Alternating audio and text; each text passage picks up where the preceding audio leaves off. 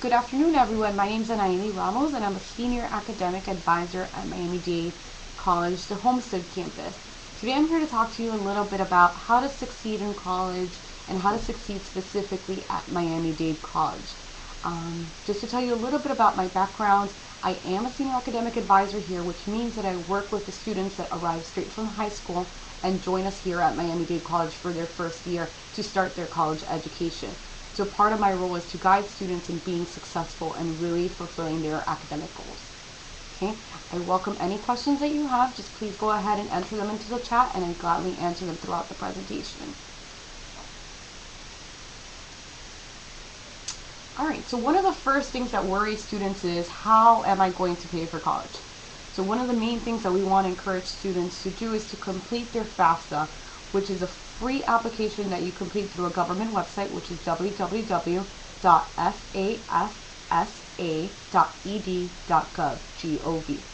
In that application, what you'll need in order to complete it is your parents' tax information or your legal guardian's 2013 tax information. With this information, basically, they will calculate whether or not there's a merit base for receiving financial aid from the U.S. government or from any other institution that does have money available. As you can see on the slide, there are a couple of different types of financial aid available to students. One of these is what's called grants. The most popular grant that our students here at Miami Dade receive is what's called the Pell Grant. Basically, a grant is free money provided to the government on a merit base depending on your parents' financial income, where you will not have to repay that amount and will use it depending on the number of credits that you take. Okay, that's the first option. The second option for financial aid is what we call scholarships. Scholarships are merit-based for our students, and sometimes there's qualifiers for whether or not you'll receive a scholarship. So for example, if you're a business major, there may be certain institutions that are looking for students to pursue a business degree, so they'll encourage you to come by providing free money. That money is sometimes dependent on whether or not you pass your courses, if you maintain a certain number of credits, and also what institution or degree you are belonging to. Okay, some scholarships can range from $100 scholarship to scholarships that are worth thousands of dollars that can help pay for the majority of your education. It just varies from scholarship to scholarship. With work study, that is a different type of financial assistance. Really, work study is for students that want employment but don't have the flexibility as much as to have full-time employment at a different institution. So with work study, our students work up to 24 hours on an on-campus job, and the employer of that specific department is flexible with our students in terms of what times they work, and they'll work with your schedule for your classes. Okay? And last type of financial aid that is available for the most part are loans. Loans are basically money that you request from an institution, but you will have to pay back that money within a certain period of time following graduation. That's when payments would start, and it does accrue interest. Therefore, it's not free money that the government is passing out. Do we have any questions so far from any of the participants? All right, it looks like we don't have any right now. I think one of the most difficult things that students face when they arrive in college is that they don't notice the differences between high school and college. So there's a lot of differences. One of the main things that's different is that when you're in high school, for the most part, you receive a schedule over the summer. They tell you, all right, this is your homeroom. You have a couple of classes, you go to lunch, a couple more classes, and then go home. For the most part, our students in high school do not dedicate a large amount of time to studying or to preparing for their courses. Another difference is really that in high school, you're told what classes you need to take, and there's not a lot of room for choosing a professor or for choosing a specific class. For example, if you wanted to study biology in high school, there's only a general biology class or maybe an advanced placement or honors biology class. However, there's not specific courses for the most part that students can choose from. The difference is that in college, you make your own schedule based on your needs, your availability, and your preferences. So going back to the first example of the professors, a lot of times our students here are able to look up the ratings of a professor or talk to a colleague about a professor, and then they could find out, was this professor good for me? Is it a bad fit? Is it a good fit? And go from there. Also, you have the option that if you start a class and you don't like it or you find that it's too difficult, you can withdraw from a class or you could drop it with a refund. Basically, what that means is that you could actually stop going to a class without a financial penalty if you stop going by a certain date, or you could withdraw from it if you feel that you're in jeopardy of doing poorly. And that way you could avoid having negative grades or low grades on your transcript. Okay? So based on this slide, I think one of the main messages that we want to tell our students is that you want to graduate well and not necessarily graduate fast. I know a lot of times students come to me as an advisor and meet with me and say, well, I really don't want to spend a great amount of time working on my associate degree. I want to move on to my bachelor's. What's the fastest way? And one of my main questions is, what are the other priorities that you have? As you become older, as you become a maturing adult, basically there's going to be more and more obligations that you're going to have. So that's definitely something that you want to be realistic about. If you work 40 hours a week and care for a sibling, a parent, a grandparent, or maybe your own child, it may not be in your best interest to take 3 to 4 classes. It may be better to do 1 to 2 classes and do well than to try to do 3 and 4 and do mediocre or do poor in the classes. So I do see that we have one question. Student asked, if I'm working part-time, can I be a full-time student? Well, basically that depends on the particular student and what resources they have available to them. So for example, if you are working in a job that has the flexibility where if customers are not present, you can work on your assignment, then maybe that may afford you some extra time to do your homework and you may be able to have a couple of extra classes. Or if your job has irregular hours and you could still fit in a schedule for school, then that may be something else to consider. It's definitely a conversation to have with your advisor as soon as possible, or to just call the college and ask those questions so that we can better inform you. Are there any other questions about the difference between high school and college? All right. So what is an advisor? I think sometimes students, when they go to their high school academic advisor or their counselor, it's really about, how do I apply to college? What do I need to do? Do I take my SAT? Do I take my ACT? What do I need to do to prepare? An advisor in college functions just a tad bit different. Basically, an advisor in college is here to help you pick the right courses to help you save time and money, which are pretty valuable nowadays. One of the things that we've noticed is that oftentimes students will just take courses because my friend suggested I take this class, or I heard it was good, but it may not fit into their major. So for example, if a student is studying biology, but the majority of their classes that they initially take are maybe in psychology, for example, they may not meet all their requirements within the allotted number of credits that they have. If that makes sense. Does that make sense to the students? Okay. So one of the things that advisors at Miami Dade help you create is what's called an individualized education plan. Basically, an individualized education plan plans out each semester for you so that you know what courses to take in what order, especially if they're sequential courses, and this will again help you save time and money. An advisor also helps you graduate on time, and once you prepare to transfer, if you decide to go on to a bachelor's, a master's, a doctorate degree, or any other position that you're searching for, we want to make sure that you take the correct classes here so that you're the best available candidate once you apply to a different institution. Okay, so we'll also consider that as we're building in your courses into what we call your individualized education plan. Okay, this is different than an individualized education plan in high school. It is not necessarily for students that have been put into special programs, but rather a tool for all our students here at Miami Dade. Another thing is really the advisors here to discuss course selection. Sometimes there's two courses that appear to be very similar, or there's courses that meet the same academic requirement. For example, the state of Florida has all students take what's called an oral communication class. Basically, that's a class where you learn how to better present yourself, whether it's academically, in a job application, or just in your day-to-day interactions. And there's a couple of choices. So you want an advisor to assist you in figuring out which would be the best fit for me and my needs. Another thing that advisement will do is help you explore career options. There's a lot of careers out there, and sometimes we're unsure of how to meet that goal. My personal approach to advisement is that I do a top-down approach. Basically what that means is that if your long-term goal is medical school, well, let's do some research about how you get into medical school. In order to get into medical school, you may require a bachelor's. Well, let's figure out what classes you could do at the associate's level to prepare for that specific bachelor's. Okay. Another thing that the advisement department at Miami Dade would help you with is finding internships and job opportunities. This is basically to help students feel like they're in a better position or more marketable once they do finish their first 2 years of their college experience here at the college.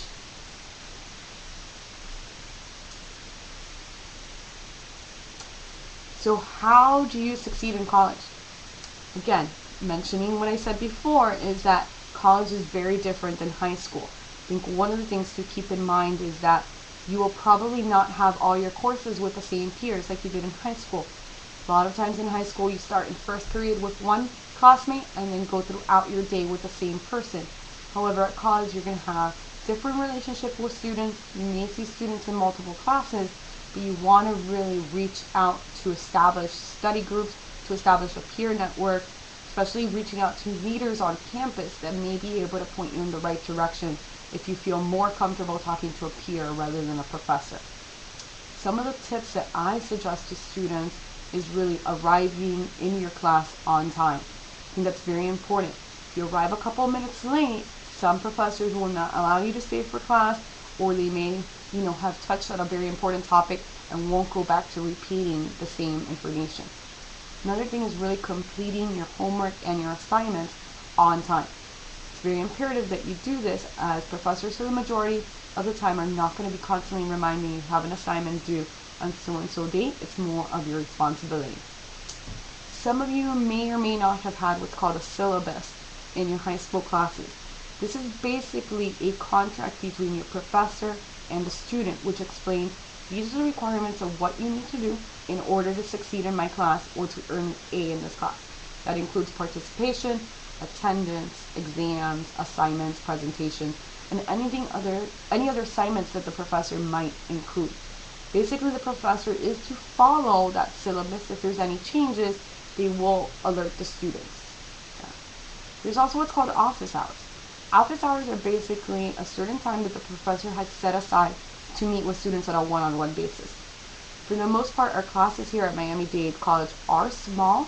They are not large 500 student classes, but when we do have larger classes, you want to make sure that your professor knows who you are and that your professor is aware of anything that may be going on in your life. For example, if you already know ahead of time that you may be missing 1 or 2 classes because of a pre-existing vacation, family event, or emergency, even doctor's visit, you want to make sure that you communicate that with your professor as soon as possible, because professors will be more understanding of your personal needs if you do communicate. If you don't show up to class because of something you had planned before, the professor's not going to know, and they'll just assume that you may not be interested or that you're not following class policy, which may lead you to not do as well. Okay? So it's very, very important to maintain an open relationship with your professor. Doesn't mean that you have to share every detail of your life.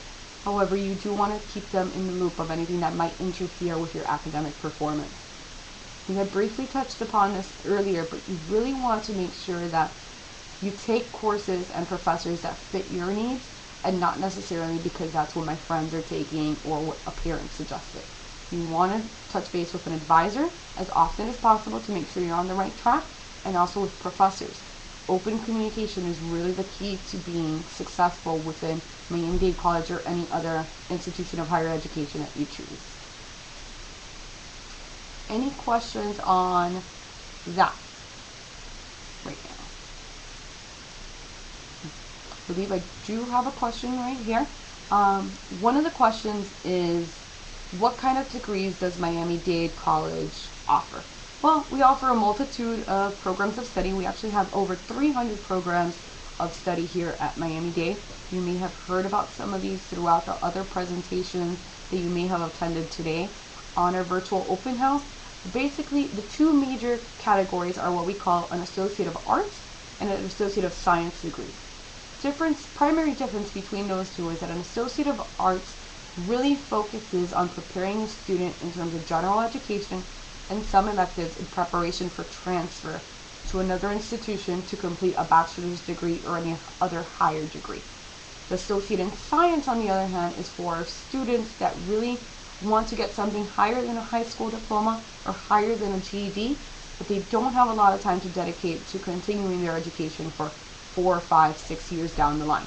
So this is about a 2 to 3 year program where basically you develop a certain set of skills that will help you succeed in a specific field. For example, we do have a business administration's associate of science and an associate of arts. The associate of science is a 2.5 year program, give or take if you're full-time, and this really prepares you to be more marketable once you apply to some company or job that's looking for a business experience. The AA, on the other hand, in business administration, is really preparing you to either pursue a bachelor's in supervision and management here at Miami Dade or a bachelor's in business administration at any other 4-year institution. So that's the difference. One is higher education than the other, but they both do eventually lead to employment as well. Any questions on those? Alright, so one of the things that we do have available here is that we have a lot of resources to help you succeed. Not only is academic advisement available to you and your professors, but there's lots of other resources. One of the main ones is what we call the Learning Support Labs. The Learning Support Labs primarily focus on English and mathematics.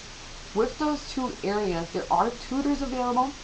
There's people in the labs that can help you complete your homework assignments. If you're stuck on a problem or feel like you weren't able to ask all your questions within the class, or the professor is not available during office hours, then basically you could go ahead and ask the professor, can I go to the math lab? Do you recommend any tutors? And that way you can get some extra help. A lot of times, some classes will require you to go to the Learning Support Lab just to make sure that you're as successful as possible in those specific courses. Another thing I briefly talked about earlier were study groups as an option for students. Basically, study groups are as small or as large as you like. Sometimes it's nice to bounce off questions with other peers, to go over your notes. Professors sometimes tend to talk a little bit quickly, so you may not be able to jot down everything that they say in class. So you may want to find a study buddy or study group where you could interchange your notes and make sure that you have the majority of the material. It's also nice when you study together for an exam, because at times it may feel a little isolating to just study by yourself all the time, when you could study with a peer that may be able to explain a specific subject area, or again, that you could test each other with questions before an exam. One of the most asked questions that we get here is, how long do I need to study to be successful in the college world? Well, we basically come up with a study time formula. This formula basically is that for every 1 hour that you are in class, you want to spend an additional 2 hours of study time. So for example, if a course is a 3-credit course, that means that you'll spend approximately 3 hours each week in the classroom learning about that course. Once you are done with the course, you will have assignments, you will have exams, projects, etc. So you want to make sure that you prepare for them. So what we would recommend is, if you spend 3 hours in the class, we would recommend an additional 6 hours of study time to be successful in the class. This is not to say that it will happen every week, because there will be weeks that you may not have as many assignments, other weeks may be busier. So sometimes you may spend maybe 30 minutes on working on your assignments, and other weeks, maybe in preparation for a final or a midterm, you may spend 9, 10 hours, whatever it is that you need to do to meet your academic goals. Another thing in relation to friends is that you want to make sure that just because a friend studies for 20 minutes doesn't necessarily mean that that's going to work for you. You have to find your ideal study strategies. Sometimes students will choose to take a laptop to class and take their notes on a computer. Sometimes they'll record the presentations or they'll write down the notes. Mainly finding a combination that works for you. I'm sure some of you have already been applying this in high school and continue to do so, but you may want to consider what still works for you. Okay. Any questions in regards to college resources available, or anything that I can answer in terms of availability? I don't see any questions, so I'm going to go ahead and move on.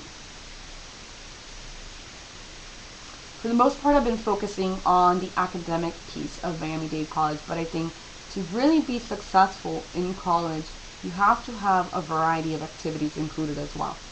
It's not impossible to earn a 4.0 in college, but a lot of times students will apply to jobs after graduation. They had a 4.0, but then when they look at their application, that's all they did was academics. No job, no involvement, so you're not a very well-rounded candidate. So what really makes a student marketable and really makes them appealing to higher institutions if you're applying later on for a bachelor's, master's, or doctoral program is a well-rounded student. So we do have many opportunities to get involved on campus. We have what's called Student Government Association. Student Government Association is basically a collection of students that are the voice of the larger student body for the college. Student Government Association takes on a lot of tasks in terms of organizing volunteer events, reaching out to the needy, inviting people to come visit our campus, and they're also our voice to the higher administration, to the presidents of each campus, and to our larger president, Dr. Padron, as well. So any suggestions that you may have, it would be a great tool to really reach out to student government or to even get involved within student government as well. Organizations. We have all kinds of organizations, and the college is always open for students to establish new organizations. Some examples of organizations may be honor societies. Honor societies are something that you are invited to depending on your major or what pathway you're choosing, and also your academic performance. So that's for a high achieving student or students that are in specific pathways such as business, psychology, or any other area. There may be an honor society involved. We also have volunteer opportunities. One of the major events that we have volunteers for is for orientation. If you decide to come to Miami-Dade, you'll be attending an orientation starting in mid-June at some point. You'll notice that we have student volunteers. This is really to help our students become well-rounded. They're learning some business skills as well as helping other students to reach their academic goals. There's also rewards for getting involved and for volunteering. There's a Presidential Volunteer Award, which is an award provided by President Obama after you've completed 100 hours of community service, mostly through the college. One of the things that you want to keep in mind is that anything that you could add onto your resume for the future is definitely something that's going to help you stand out. So why not give back a little bit and also help other students, as well as form relationships with others. Any questions about what kind of organizations we have or how you can get involved? So in the future, we are going to have a website. Miami-Dade is shifting a little bit towards technology and using technology more easily or more readily.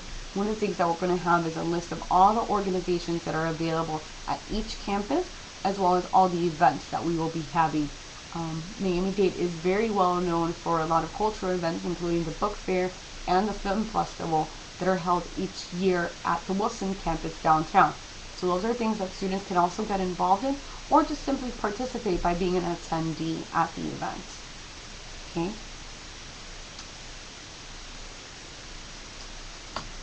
For the most part, that's the information that I have about being successful at Miami-Dade College or any other institution which you choose.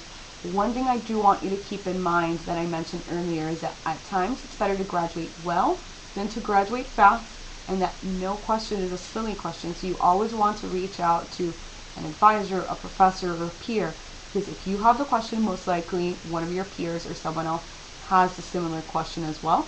So just go ahead and ask us or ask anyone that may be available to answer those questions. So give a couple minutes to see if anyone has any questions.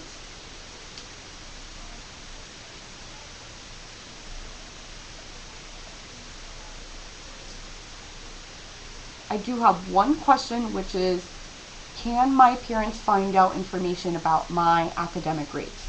Yes and no is the short answer.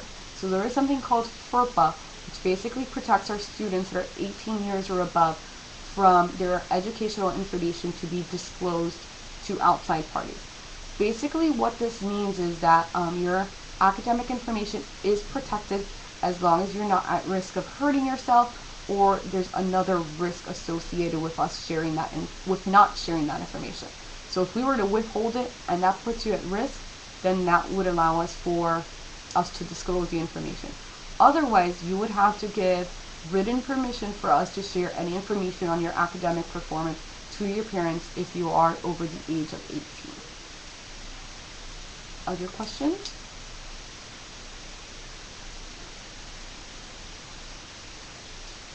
Alright, it looks like we don't have any other questions right now, but if you do have any questions, please feel free to reach out to the college. You could also contact academic advisement or any of our campuses, and we'll go ahead and transfer you to the correct number so we could go ahead and help you answer those questions. I hope you all have a wonderful day and best of luck in these last couple of weeks as you finish off your high school careers. All right, all the best to you.